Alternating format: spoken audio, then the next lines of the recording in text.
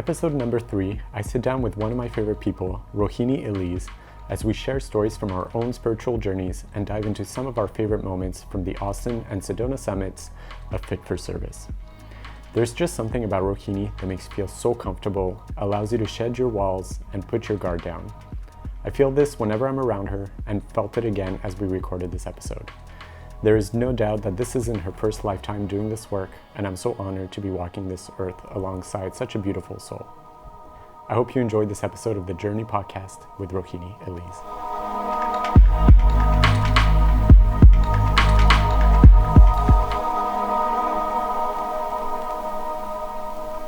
Hello, hello.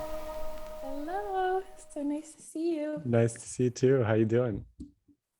Super good. It's a good day. Yeah, good. What's making it so good today? Oh my gosh. Well, I just scootered my way home. Have you been on those little bird scooters before? I don't know what like the electric ones? Yeah, and you can just pick them up wherever. Oh, so fun. And they go like 17 miles an hour. So I was just cruising. The sun was in my hair, and it was so good.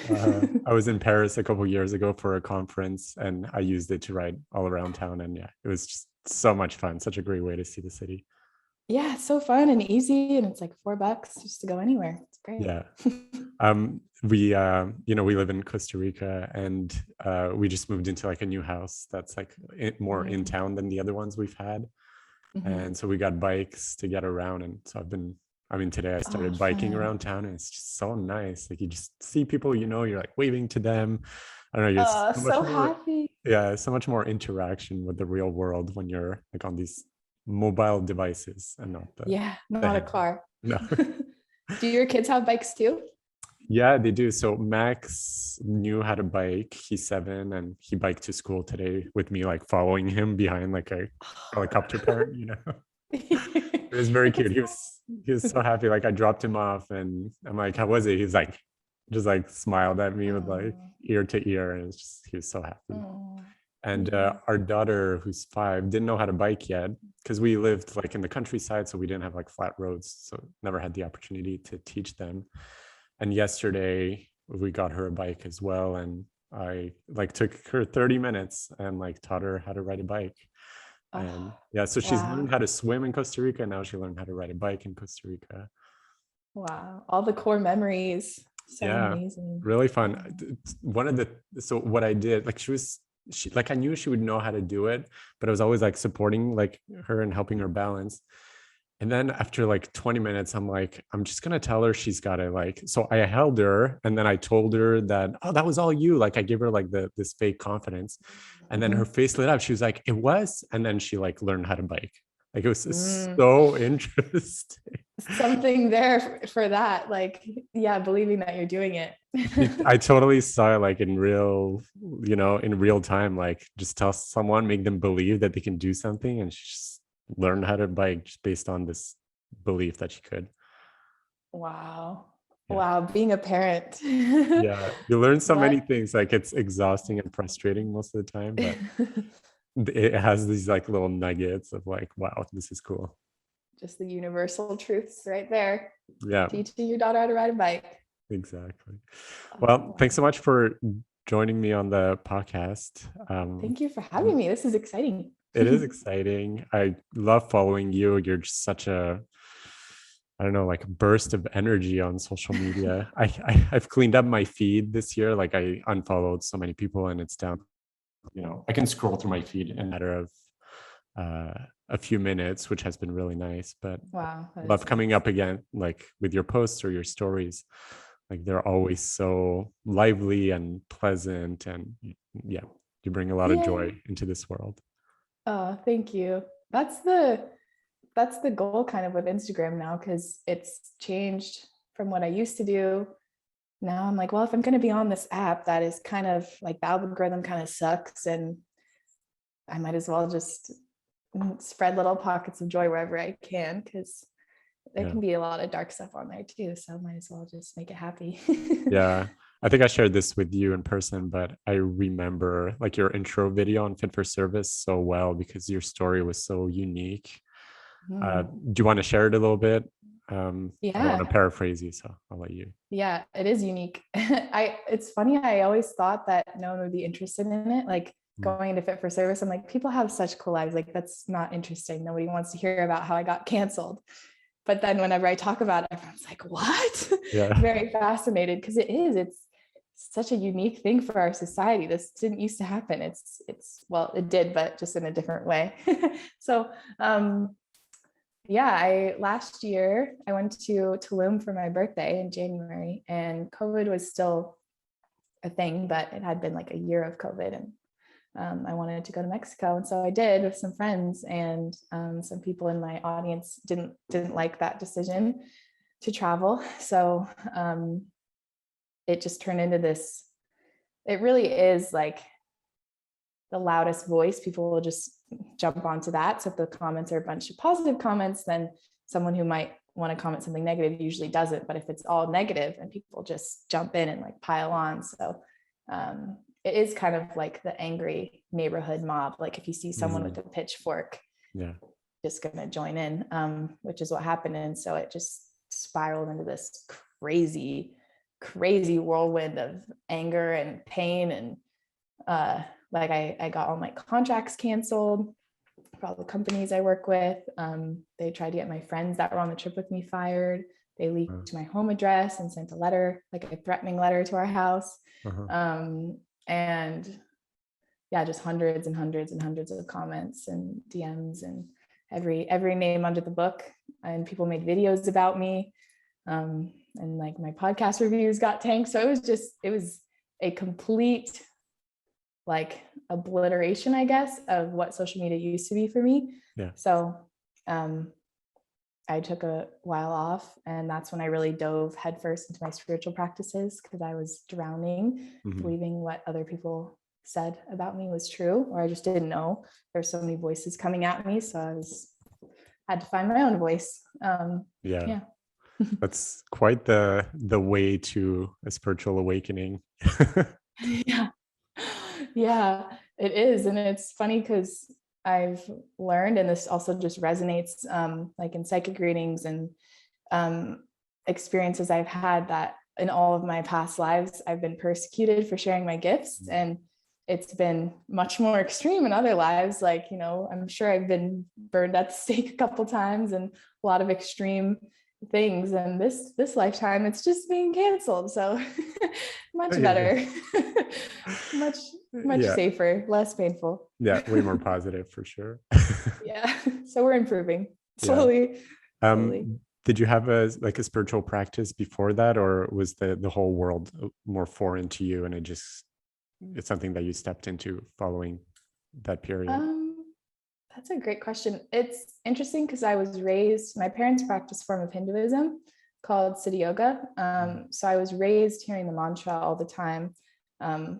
Like, I don't know if you know the Guru Gita, but my parents would play it like 3 times before I could watch cartoons on Sundays. Oh, wow. So I grew up hearing the mantra and praying before every meal, and very much hearing about God in a like a holistic, like I remember my mom had a poster of all of the siddhas and all of the gods and goddesses, and Jesus is there, and Buddha. And I just remember learning about God in that way, which I'm really grateful for. Definitely was a great foundation. And then, but I turned away from it in middle school because it was weird, and everyone was going to church on Easter, and my parents were chanting and meditating, and it was just so weird. So I was like, oh God, that's so weird, you guys. I'm just gonna act like this is the worst thing ever.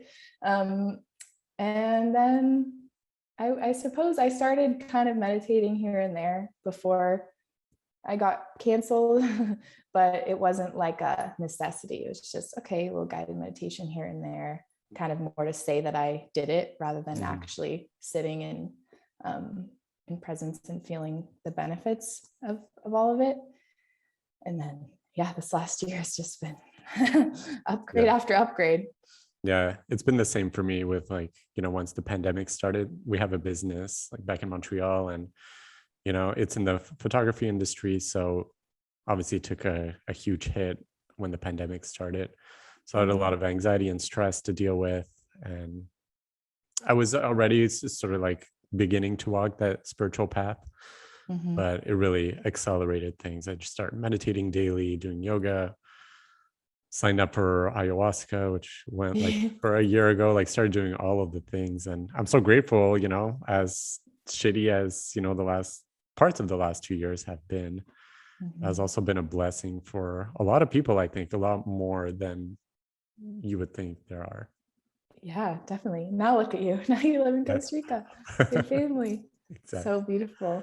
Yeah, it does feel like total just shook everything up, and Yeah. people, especially right now, it feels like people are waking up to something very big and powerful. Do you have a practice now that you do daily, or are you more intuitive? You just kind of go with the flow with what you're feeling? I love how you start going like this, because that's me Yeah. basically all the time. I'm I just a don't I little don't know if people will shoulder. see the video of this. I'm not sure about, if this will be on YouTube, but we're swaying our shoulders side to side. Yeah, just a nice flowy motion. um, Definitely more go with the flow. At first, I was very like meditate every day, half an hour right when you wake up, and that was what was serving me at that time. And now it's more intuitive, and it's like, where can I just drop in the way that feels the best on that day. So lately it's been singing, actually, like singing little medicine songs that come through in different melodies, and it's like 10 minutes maybe. I'll do like a little tobacco meditation and just see what songs come through and kind of feel where they are in my body, and it really brings me right into presence. And I also take a bath every night. That's the other thing that just, oh, so good, being in the water, and I just sing, and it's so healing. And journaling is a big practice, and writing poetry for sure. Beautiful. Okay, so I know the feeling of like intuitively, like either saying something or music, but I'm always curious, like, how do people describe it? Like, how does it feel in your body when you feel like something intuitively coming through you, especially something like singing without thinking ahead, what am I going to sing? Like, how does that feel in your body? Like, what does the guidance feel like? Is there a way that you can Ooh, describe it? ooh, I love that question. Never thought about that. It is kind of challenging to really drop into a place where I just let it come without judging it. I kind of have like a melody I always start with that you've heard. It's the one that comes through in ceremony, and then I'll just like really close my eyes, and usually I'll see some type of colors or things in my third eye, and I'll feel, it feels like I'm interacting with different parts of my body, and each like part has a different note, kind of. So I'll see like where it goes. Like if my throat is feeling a little sore or blocked, then there'll be like a note that is with that, or like my root chakra, or I don't know. And also just the environment too. Like I was in the ice bath yesterday. First time I did that was incredible, fucking incredible. I see why everyone's obsessed with it. But I got in a bit of a competition, and so I was in there for 11 minutes. Wow. And but then a song started coming through, and it was a different vibration than the songs in the hot water. If that really makes sense. It's hard to describe, but when I'm in the bath, it's like a certain vibration, but when I was in the cold, it was like a different one. So it's very interesting, but it does feel like my body is telling my voice where to go. Yeah. I'm learning how to play the flute. Actually, when we were in Sedona, we were at one of the stores there. I walked around one time and saw the instruments, which I'm always interested in, but didn't pick up anything. And then I went by a second time, and down at the bottom, like near the floor, there was this like beautiful wooden flute. Ooh. And I was like, "Oh, you're pretty." So I just like picked it up. You're pretty. I like you. Yeah. And they had those little plastic thingies that you could just try blowing into the flute. So I tried it and made like the most beautiful note ever. I was just like, it like touched my soul. I was like, "Oh, you're coming with me." And then I checked the price. I'm like, "All right, fuck it. I'm still gonna get it." So I've been, practicing just like my technique of like, closing the holes and getting my fingers used to it. but I'm still learning how to, play it more intuitively and just like feel into what wants to come through. But it's challenging because there's like a technical aspect to it as well. Like if you're not fingering the holes properly, sorry for the language. If you're Dirty, not dirty fingering, man. yeah, if you're not fingering the holes properly, then yeah, The notes just don't hit the same. exactly. Which is the same in the other. Oh, I love all the sexual innuendos. Yeah, It's there was always no way around it. As I was expressing myself, I'm like, how can I go around this? But no, I realized I'm just just gonna gotta lean into it. go for it. Yeah. But it's the same for me with talking. I've struggled with talking my entire life. Really? I was always I didn't labeled know. as like the shy, quiet, and unintentionally, I feel like I was kind of villainized for it. Like, oh, why is Daniel so quiet? Why is he so shy? My parents would like press me for speaking more, and I don't hold it against them today in case my mom is listening, but yeah, it's something that I struggle with up until like this year. Like even going into Fit for Service, I was like, my voice, and on all of the coaching group calls, I'm like, I Oh struggle yeah. to speak. And like I finally realized, like, as I'm speaking, I'm judging what I'm saying, like in real time. Like my judge is like, oh, why'd you say that? Why are you saying this? What are you gonna say next? Like I felt like I always needed to prepare notes for what I was gonna say and like read off a script. Like otherwise they would just fumble. And so like concept of like being more intuitive and speaking or playing an instrument from a place that's more guided and has less mind and thought put into it is something that resonates with me and also is something very new. um yeah, Yeah, so that's why I find it so absolutely. interesting, and I love to hear like what it feels like for people. Yeah, and I found I was feeling similarly, like my throat chakra has always been blocked. Like it's always been the thing that if I would, ever since I was little, my whole life, if I would start expressing my emotions, my throat would just like seize up and I'd start crying and it would just be like I could just feel it shut and I couldn't express anymore. And I'd have so much I'd want to say, but it just wouldn't come out. And I found through singing and just tapping into that same area, my speaking and like expressing my emotions, public speaking, sharing on calls, all of that has opened up too.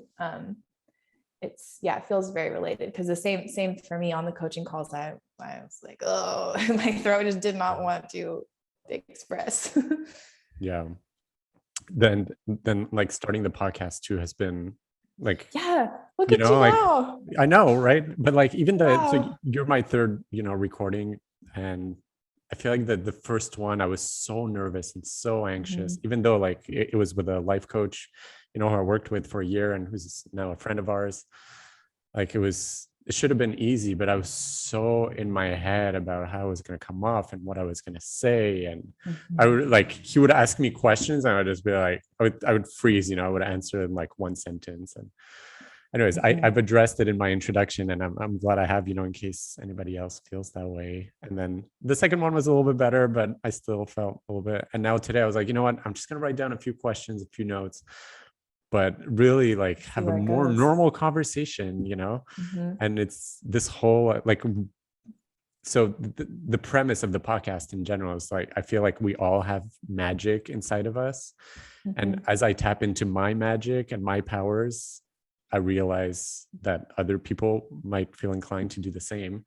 And for me, the magic and the power has been just to be able to rewrite like who we are and how we show up in the world. Like it's so simple, but like I don't have to be like the shy, quiet one, Ooh, and I'm not saying like I want to go run snaps. naked, on the street, like, be crazy. Maybe I you will. actually, if anything, like it's giving me an appreciation for like the quiet, calm energy that I have and that I can bring into this world. Yeah. And it's being just like really okay with it. And then using my voice, at other times when it's appropriate. Yeah, your energy is so beautiful in so many situations. That's just been incredible, so grounding, so calm. Yeah, Thank you. definitely a gift. Thanks. So what made you join Fit for Service in the first place? Like, how did everybody kind of has their story of how they got to it. Yeah. Oh, so fun. Love Fit for Service.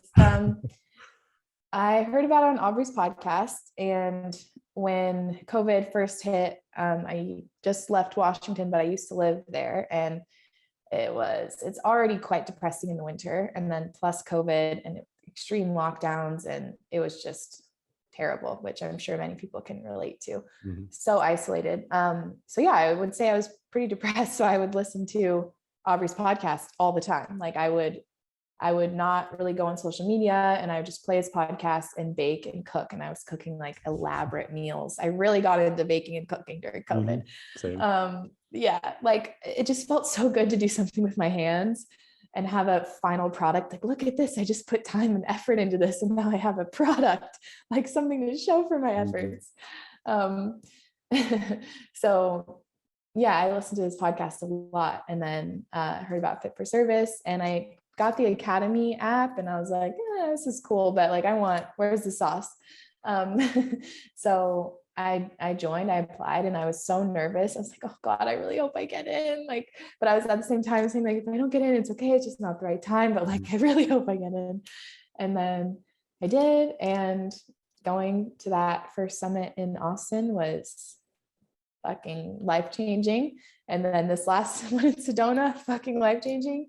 So I'm so grateful. Yeah. So grateful. You dove into the deep end with like starting with the Austin one and the elemental games, and like yeah, that was a lot. It was a lot, which was so perfect, because I initially was like, damn it, why didn't I join during the Divine Feminine? Like, that's my shit. Like, that would have been so good. But of course I needed to join. I was meant to join during the masculine, because I'm definitely much more comfortable in my feminine. And I really met my power for the first time during that summit. I had never met that like warrior goddess until the competition. And then once I met her, I was like, whoa, she is a force. She is a force. Do you have like a standout moment from that summit, or more precisely from the games? I can share mine afterwards if you like. Yeah, I would love to hear yours too. Oh yeah, mine was for sure the one-on-one dance off. My competition. Just that whole day, I woke up and just felt so confident and sure of myself in a way I've never felt in my life. Like, I did not have even one little voice of judgment or self-doubt, like, at all, which just never happened. I don't know exactly what happened, but it was just the perfect recipe for. And I'm going to leave it all on the dance floor, and I'm going to fucking win. Yeah, I just went ape shit. I like blacked out. I don't know exactly what I did, but I saw the photos after, and it was a wild time. And the photo, like my eyes, there's these photos of me and my eyes are completely different. It's truly like this warrior goddess part of myself just completely took over and was there and present. And I'll never forget that. Had you felt that kind of energy before, or was that like a... No, never. Because I kind of had this story that I wasn't competitive because I didn't really care about sports in high school.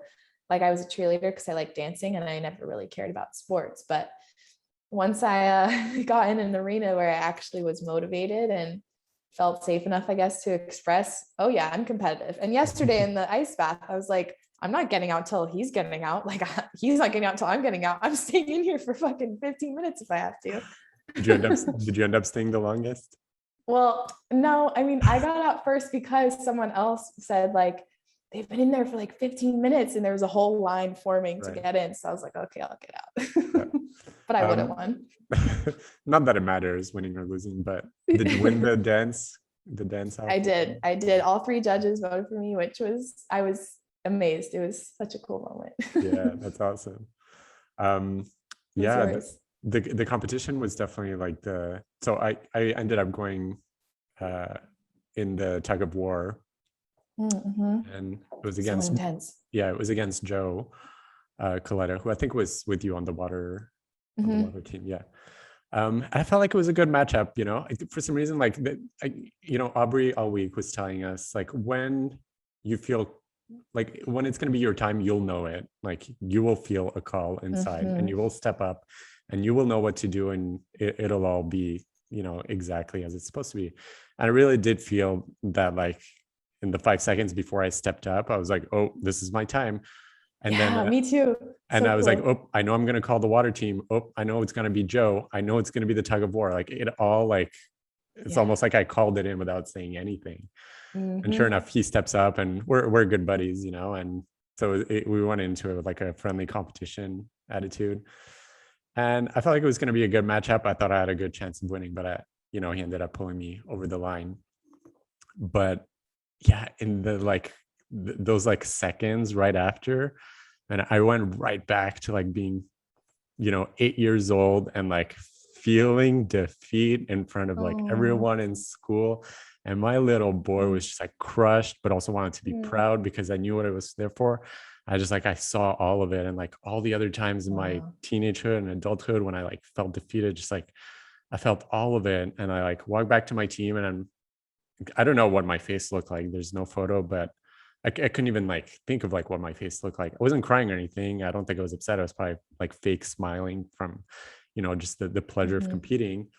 But yeah, so I'm just like standing there and things carry on. And all of a sudden, like I feel Aubrey's hands come up like behind me and he like puts them on my chest, like from behind. He's Mm. like, just feel your power. And he like rubs my heart. And I just Oh. started sobbing. Oh, I wow. released like all of the like toxic competitive like masculine bullshit. Like it was Wow. all just like like it all came out of Oh. me and it felt so good like to just like say thank you and goodbye to all of these feelings. Mm. And yeah, it was like Wow. really a powerful moment. And then the party that night also is like a lot of things happened for me. Like first of all, I was fucking blessed, but Yeah, you so know, fun. my mind just kept trying to build stories in the way that it would like in high school, where you're like, should I go talk to these people? Should I dance here? People are gonna judge my Mm-hmm. dance moves. Like I just felt like my unease, like within myself, not because anyone was saying or doing anything, but just like internally. Mm-hmm. And I was like, it was almost like the opportunity to rewrite those stories as well and to like see your mind at play and be like, no, that's actually not the case. I don't know what you're trying to do Mm. right now, but like bugger Yeah. off, like I don't need you. No one And needed you. and at times I wanted to just like go sit down and be by myself and be quiet and just like enjoy the music that was crazy and like watch everybody dance. And so I would just go sit on those velvety couches and like Yeah. almost like get into like a meditative state and like be by myself. And I felt so comfortable like sitting there by Mm. myself. And then I don't know where someone would come up and start chatting with me or have a beautiful chat, and then they would move on. And then I would go back and dance. Like it was just like this, Mm. like I was really like in a flow state of like being, this.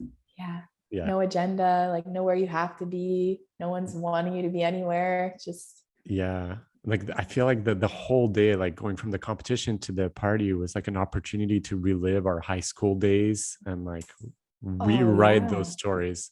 Like Wow. that's what I told Caitlin like that evening when I chatted with her. I was just like, this is high school, except we get to do it with the right awareness and the right state, where it doesn't have to have like all this toxicity and competition and jealousy around it. Wow, I hadn't thought about that. Like that was kind of like prom, yeah. That's so funny. I had a moment like that too. Um during the dance, like I was having so much fun. I was feeling so confident from earlier. Like I just was ready to express and Mhm. just be in my power and dance the night away. And I did for a long time. And then it was like I was talking to Steph about this too, because she had a similar experience. It was like a all of a sudden, after hours of being there, this veil just lifted, and all of a Mm. sudden the magic was like gone. And I was there, and I felt like everyone was talking and saying bad things about me. And I felt like everyone was looking at me. And I just started getting so insecure, like so insecure in a way that I normally don't feel. Like it literally felt like everyone was whispering about me that Mm. strongly. And I just was looking around like, is everyone Yep. whispering about me? What's going on? And I don't know exactly what happened. Like maybe the music changed or the lights, or I'm not sure, but it was such a just internal battle all of a sudden. And Steph and I kind of got together and we're like, what just happened? Like, we both like, I feel so insecure. What's going on? And then we just kind of were like, okay, this is just a story. I don't know what's happening, but like the women we just were 20 minutes ago, free, expressive dancing is still who we are.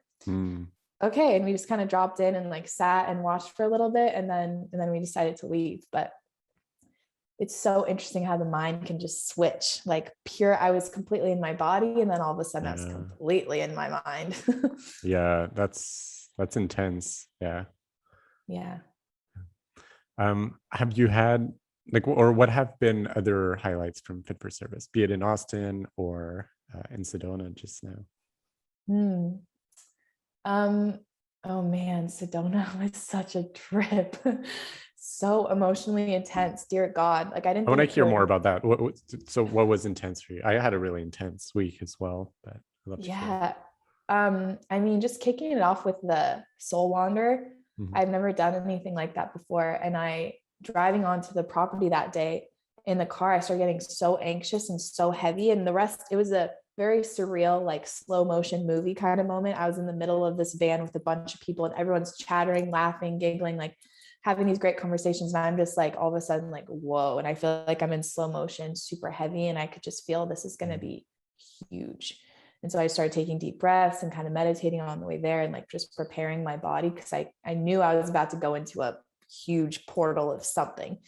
And then when I was so ready to, I was like, I told someone in the car, like, I'm going to bawl the entire time. I just know it. Like, I'm so ready to release whatever this is. And then get out there, get on the land. I don't go that far. I find a little spot and I just sit down with my like hands and head kind of hanging over my knees. And I just start weeping immediately, just weeping and weeping and weeping. And it was I cried the entire time, the whole 3 hours. And it like moved.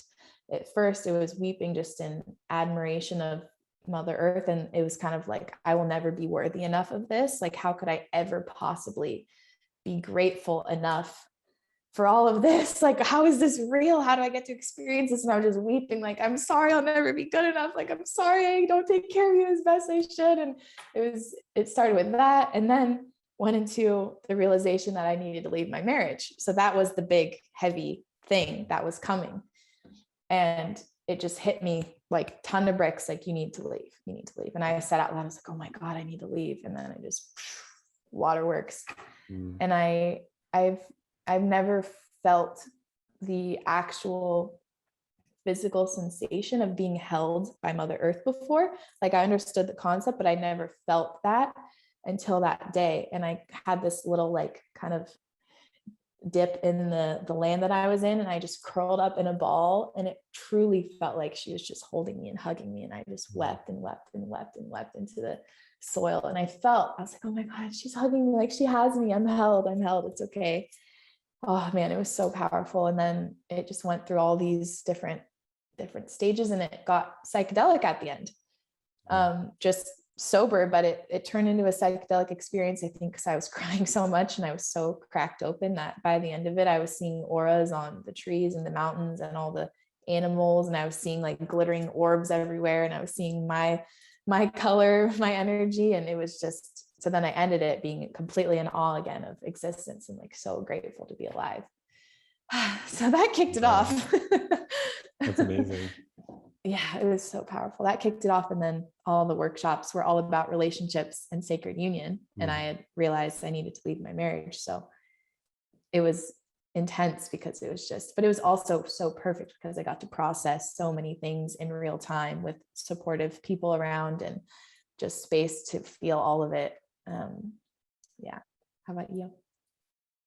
The Soul Wonder was definitely powerful as well. It was a little bit more quiet for me, like, but it was just about seeing how comfortable I was in the quiet and the peace and just like sitting there. I could have sat there for like another, the rest of the day or more days. Yeah, week. And I was like, oh, this is like actually really comfortable for me. Like, my mind got very quiet. I like played with the sand a little bit. I like enjoyed the animals that were going by, and like it was just like a very peaceful, quiet experience for me, but in a way that I was like, oh, like I realized how comfortable I am with it. It was like a bit of a catalyst in my like appreciation for who I am and my quiet nature. Yeah, but the rest of the week was just like energetically very powerful. I kept dropping into like this, I still don't really know what to call it, but kind of like the void where like things happen energetically during like Kayara's activation Oh man, meditation. yeah, that I was insane. lied there and I could just like feel everybody's energies and light. And I was just like, I was like, it was again like a psychedelic experience, Mhm. without necessarily the psychedelic. It was Yeah. the whole week. It just like kept happening, and the breath work. Okay, I Oh, don't. the breath Let's talk about work. the breath.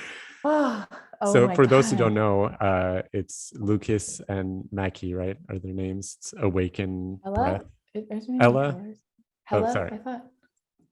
I don't Lucas know. and I thought Hella. it was Yes, Hella. you're right.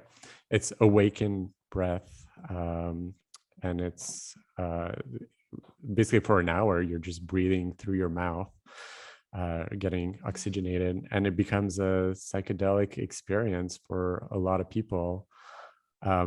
What happened to me, basically, I ended up just like shedding all of my humanity. Like, Mm. I could see how difficult we humans make it for ourselves, like with all these titles and roles and obligations and Yeah. ideologies. And when in reality, we're all just like connected to nature and just, Mhm. and Mhm. it's okay to enjoy We like these we things. make it we so hard. we make it so hard. And I just like, I wept and wept and wept. And like, I Mm. got into like fetal position. It's just like, Oh. sobbed, and then I like catch myself, like, okay, and then I would start breathing again, and then it would happen again. It just like three or four rounds of just like, wow, like Yeah. melting myself away, but then also like hearing what everybody else was experiencing, like the energy. Like, I never opened my eyes to look, but you could tell like people were releasing like really deep stuff.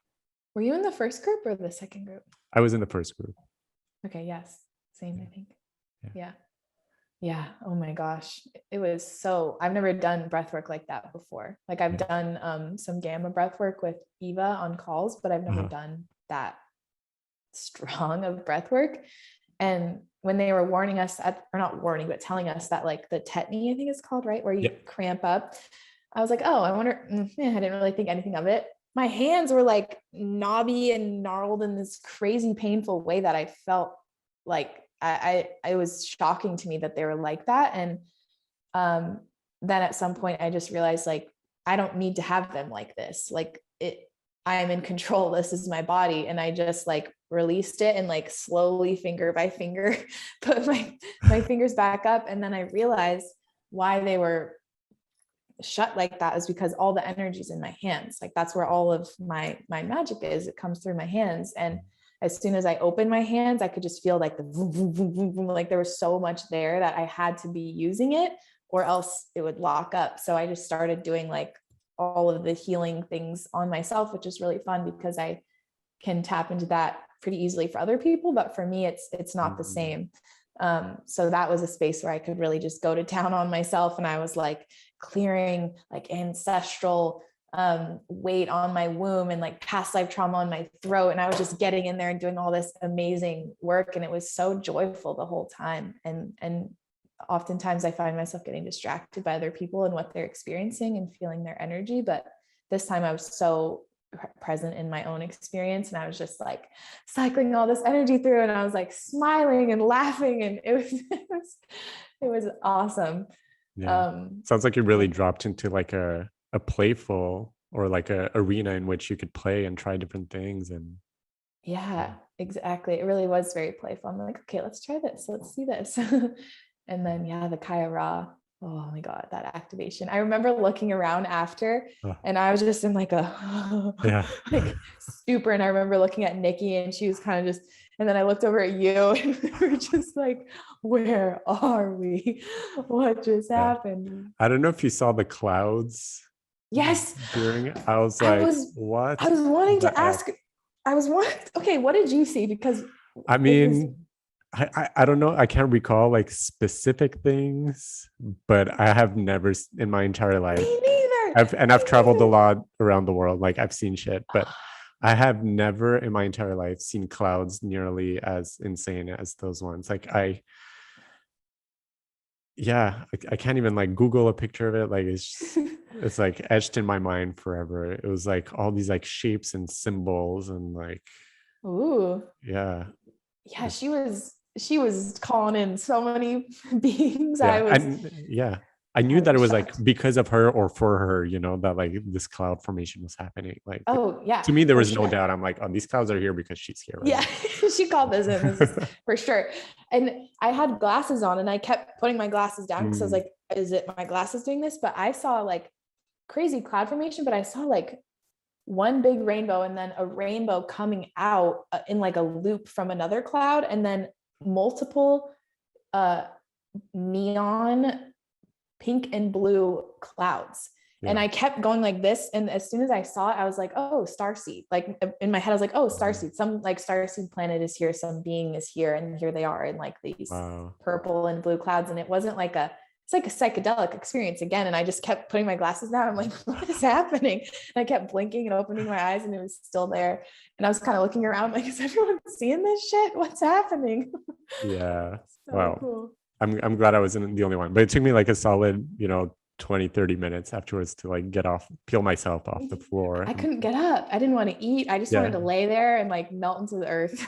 Yeah. Everybody was like done eating. People next to me, they're like, "Are you okay?" I was like, "Yeah, I just like I need a moment still Oh to my like." God, same. I should have Yeah. come and sat by you because I was in that same. I was like, Yeah. Um, what do you feel like you have gotten out of Fit for Service? Like when you reflect back on, I guess, the two trimesters and the last, 6, 7, 8 months.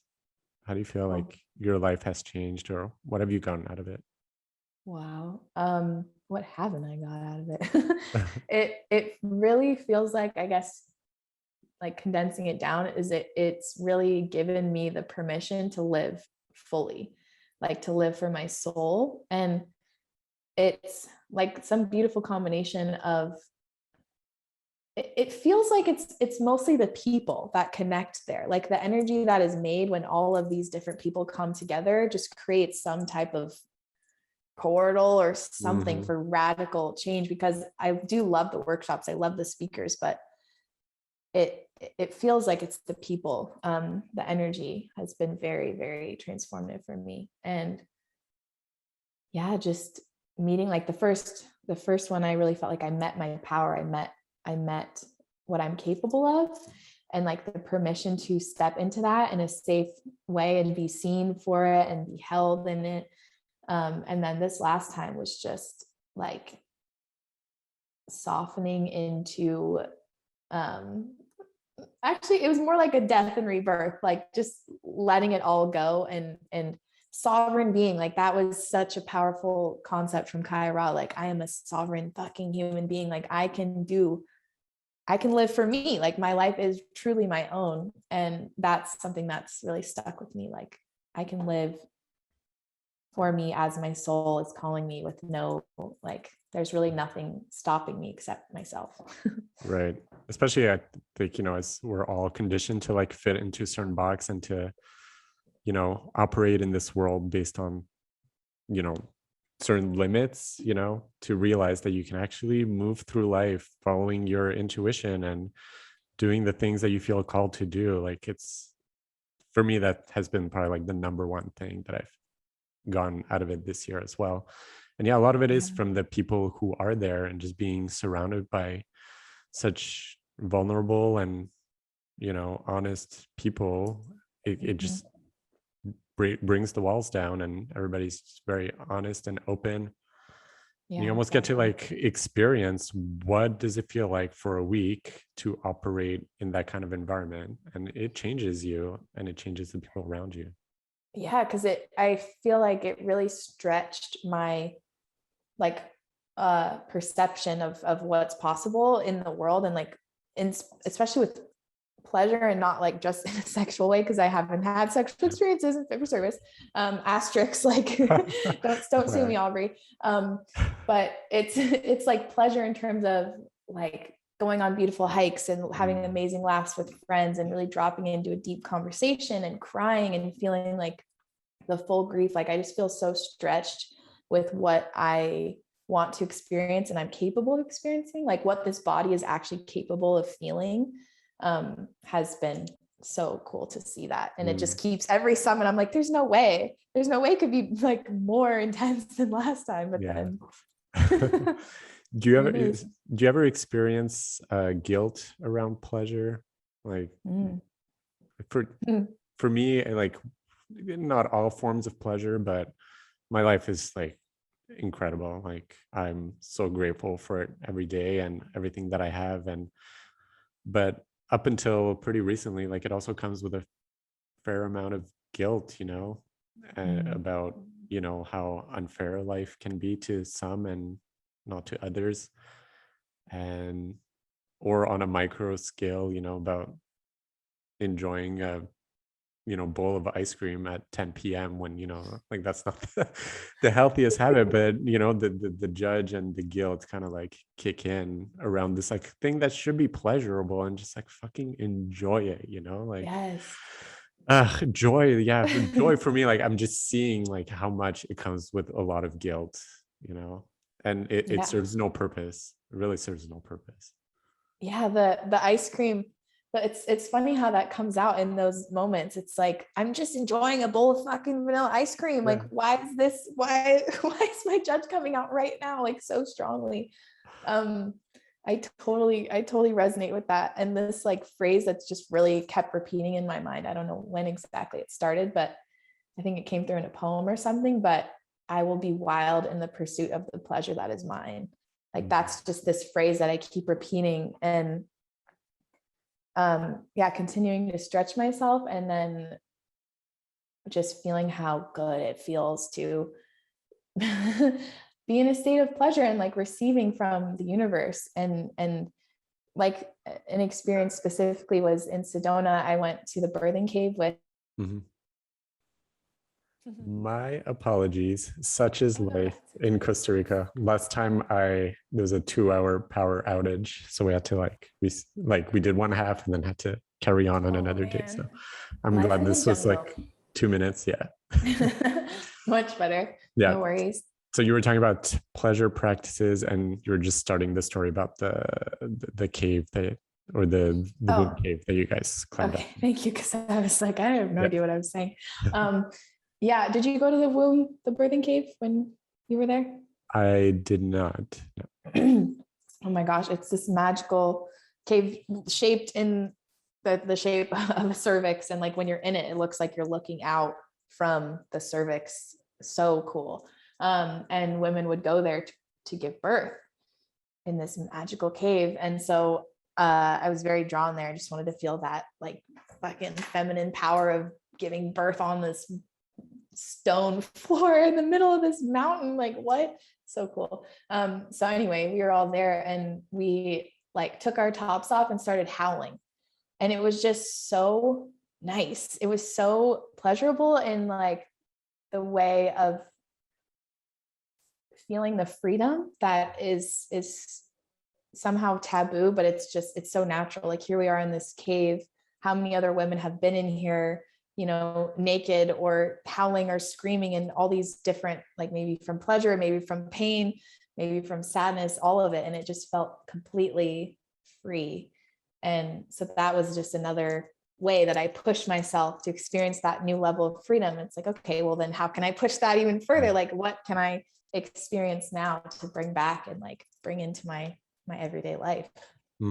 It's so funny. Like I see you now and I'm like, I would assume that you've been like this like spiritual being for like, years or decades, but it sounds like a lot of the experiences for you have been fairly new. So it's just interesting, like almost like the story my mind has built around you, but also how much like you embody, all of these experiences right from the get-go. Like it feels like you don't really have much resistance to them and you're like fully leaning into all of it. Thank you for that. Yeah, I don't have resistance. That's the funny thing that I've been just asking, like, put me in, coach, like, show me where to go. Yeah. I'm so ready. Like all of my prayers every morning, I'm like, may I be a vessel for the divine. Like, may I be a vessel for the divine. Like, please, like, I'm ready. show me. And it's been happening very fast. Everything I've been asking for has been coming like so fast. And I'm really ready to, level up in any way that I already have been, but any way that is for the highest good. I'm all about it. All about it. Do you ever come up against any resistance in like your spiritual practices at all? Or you're like, today I don't feel like meditating. Like, I don't want to dance today, you know? Oh yeah, dancing. I forgot. That's like my main thing. I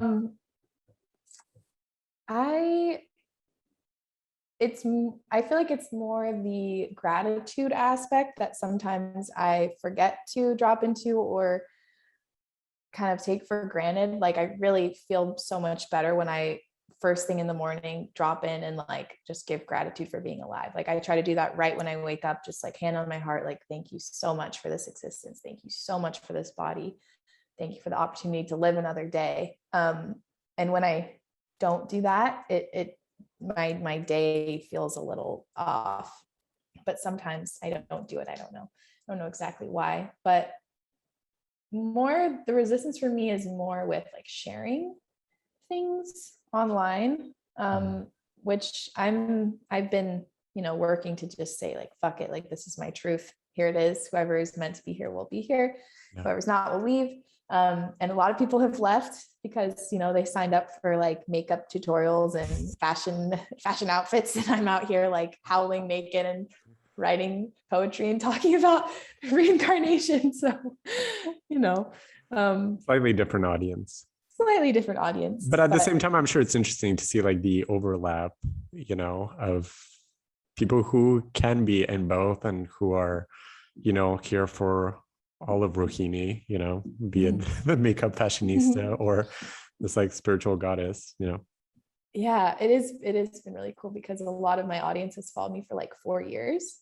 So we've just grown so much together, and the ones that I've connected with that are on a spiritual path, it's so cool to see like how it's aligned, and the beautiful goddesses that have come to my events, like my goddess circles, and it's just amazing. Like, I've been following you for 4 years, like when you were in New York and blah blah blah, and now we're here dropping into this meditation and sharing our souls, and it's just so amazing. So what do those events consist of? Like, what happens during those days? Yeah. It's so exciting. Each one's a little different because I've been starting out with it recently, but they've been incredible so far. Like, I always like to start with kind of a guided visualization.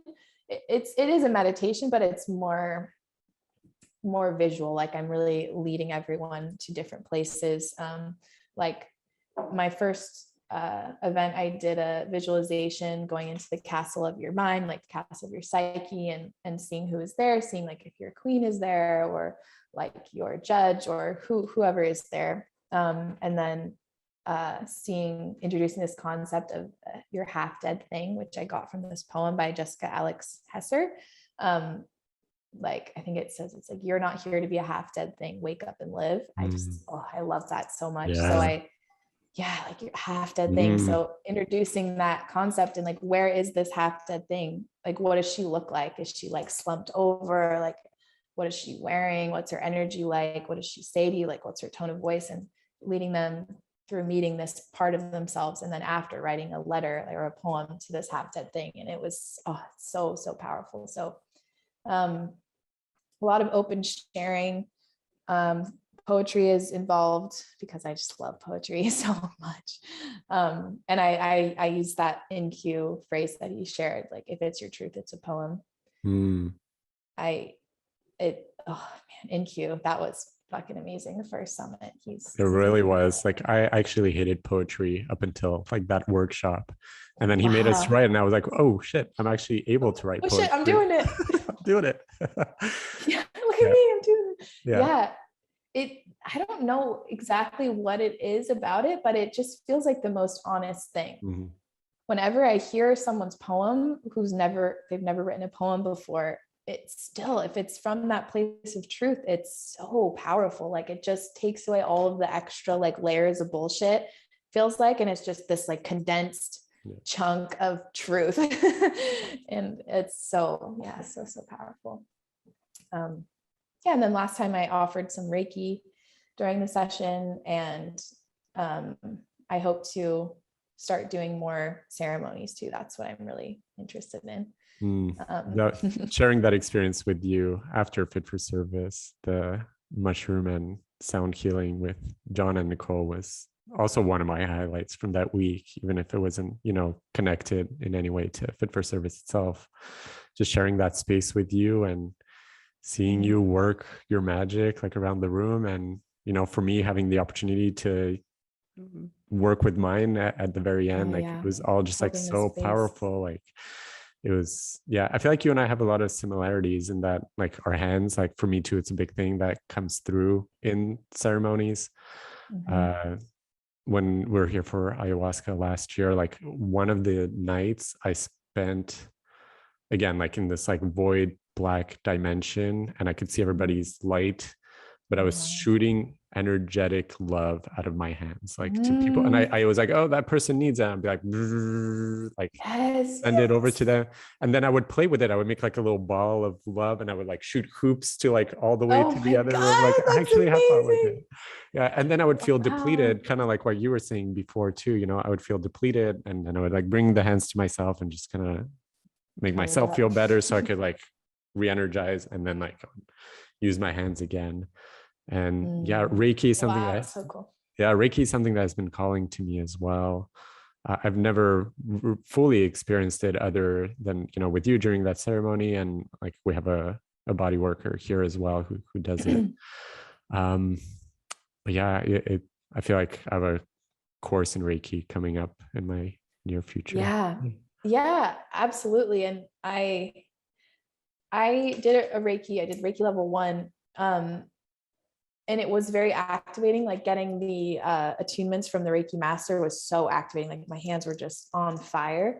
But the energy, like similarly with you, like it was already there, like things were already wanting to come through my hands. And I almost, part of me feels like Reiki is just like a permission slip kind of to start doing this, because what has been unfolding, and same, I mean, with you, like shooting hoops of unconditional love at people, like that's like, I mean, Reiki just means spiritual energy. So yes, of course it is that, but it's also so much more. Like it's your own special little sauce of magic that is like Reiki and beyond. Yeah. I feel like. And I do really feel like hands is where it's at, for me as well. Like that's my tool, physical tool that I can really use. Yeah.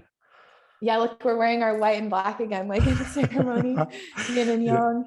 I know, like for ayahuasca, they say to always, come dressed in white, but I am curious, what happens if I come dressed in black? I just love like nice black spiritual attire, just like, capes and layers and like all black. I don't know. I feel so comfortable with it. So I forgot what it was, but my Reiki master was saying you can either wear black or white.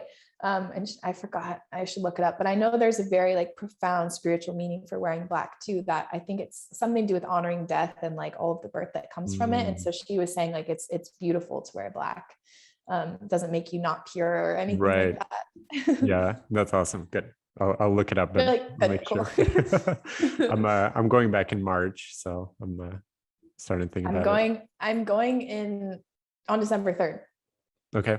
That's the trip you're going to Peru, right? With Kat? Kat. Mm-hmm. Yeah, amazing. Yeah. So exciting. Have you sat with ayahuasca before? No. I'm like, my senses are so stretched, and like what I know is possible is so blown open right now that I'm just like, I'm ready for anything. And also, how can it be more than this? But I know it's going to be. So yeah. It's amazing that you're able to feel so much and sense so much, and see and feel. Like I'm able to a little bit, but I do need the help of the plants, to tap into that space more easily. I think it's just important to recognize, that we're not all the same. And I feel like sometimes I'll hear other people who are really tapped in on their own, and I'll feel bad about myself, for not being that way and needing, the help, to get into that space. Oh yeah, me too. Like it's so funny. These little things, I'm like, oh, I always get kind of jealous when people get like visions. Like I don't ever get really visions. It's more like phrases, colors, and then like a lot of sensation, a lot of energy, but it's not vision. So then people are like, oh, I had this vision of you doing this, this, and this, and it's in all this detail. I'm like, man, I want to do that. It's so funny. Like we each have our own medicine to bring. Yeah. Do you have a specific intention you're bringing with you? Have you thought of it or not yet? I have, so there's 5 ceremonies. It's spread out over 2 weeks. So there's quite a lot of ceremonies. And I've been trying to figure out what my intention is, because so much has shifted for me in the last month that it kind of shook up everything that I think would have wanted to come out with Aya. So I'm kind of feeling like my first one to just go in with the intention of getting to know grandmother Aya, like introducing myself, getting to know her, and just learning like who she is, how she works, anything that she wants to tell me in like a very like, here I am, like I'm a humble student, I want to learn.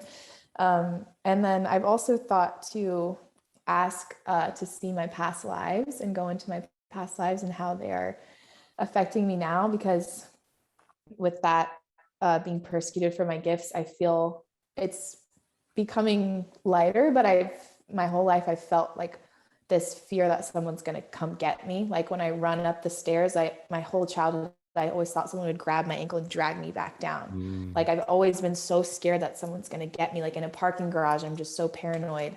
And all of these things like with my throat, and just, I know there's so much there. So I think I want to see it, but at the same time, I know it's going to probably be very intense and hard to see. But and my main intention is to learn and get any downloads, any codes of healing abilities from Aya that she wants to share with me. That would be helpful, because I was talking to Blue about it at the summit. She was like, just ask, just learn from Aya. Like she is an amazing teacher. Like she's taught me so many of my gifts and techniques and things. So that was one of the best pieces of advice that was shared with me also before going last year with someone who has sat with Aya for 50 plus times, and is she's a shaman and a priestess in her own right. And yeah, she said like interact with ayahuasca, like you can speak to it and you'll hear things back. And if you feel nervous going into it, just ask her to be gentle, like really fully like have this conversation. And I did. Like I would drink the cup and go back and sit down and be like, I trust you, please be gentle, I love you. I trust you, please be gentle, I love you. Like I just like, until like I got into the space, and like the takeoff as a result wasn't as rough. And I purged in other ways, but I didn't feel like vomiting or shitting my pants, and I didn't. Like the whole week that I was there, I shook it out, I cried it out, I made insect noises, like I did all the other things, but that were more gentle, in a way than leaning over your bucket and like and some people enjoy that, the intensity, and they're all for it. I'm like, cool, but I'd rather shake it out. Rather make cricket noises. Yeah, exactly. Or like snap my fingers very loudly, like Yes. Oh my God. Yeah. Snapping. It's so funny what comes through in ceremony. I'm like, whoa, what am I doing now? Like, what's happening? This is so fun. It's so interesting. Yeah.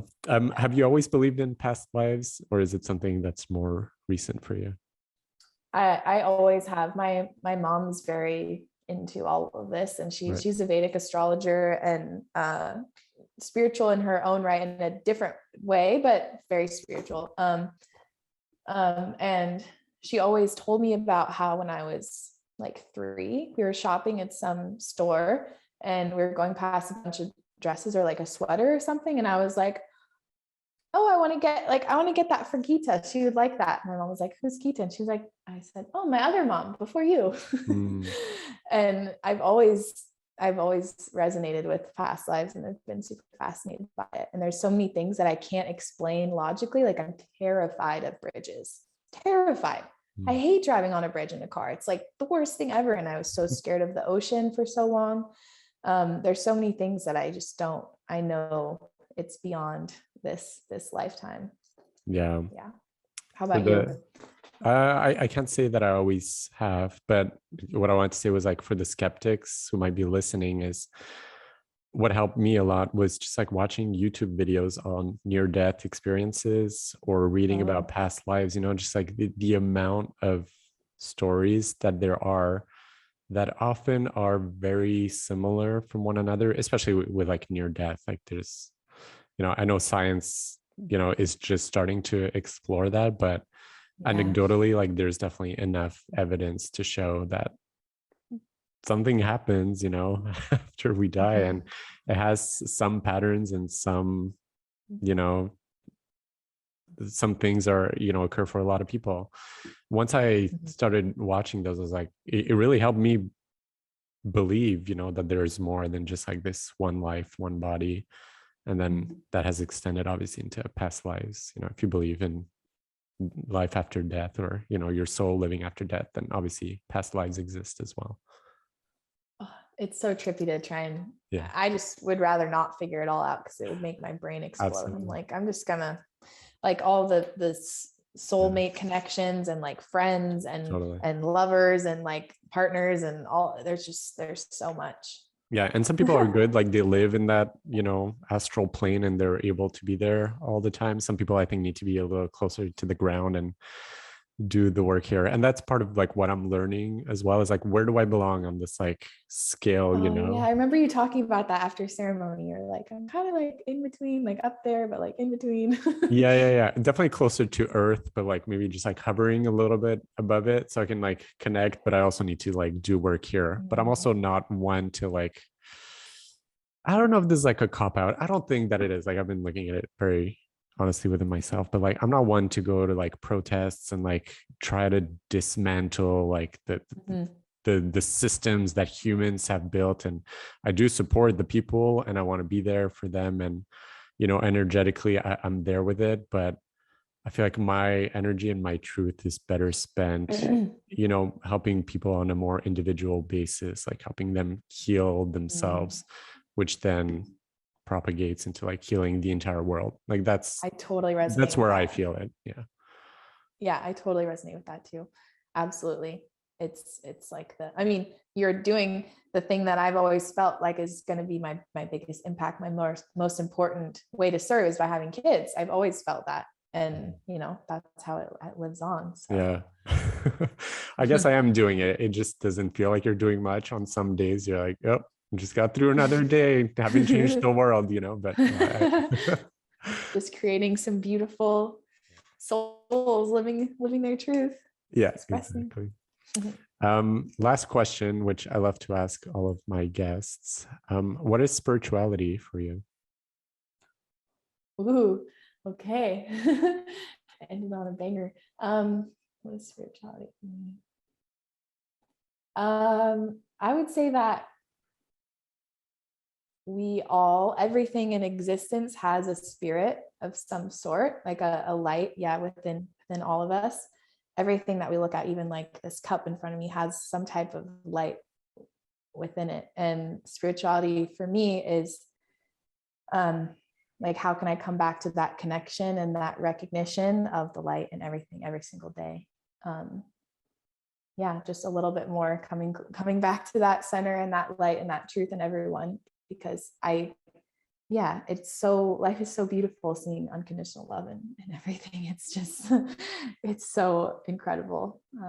Yeah, Yeah. beautiful. Thank you.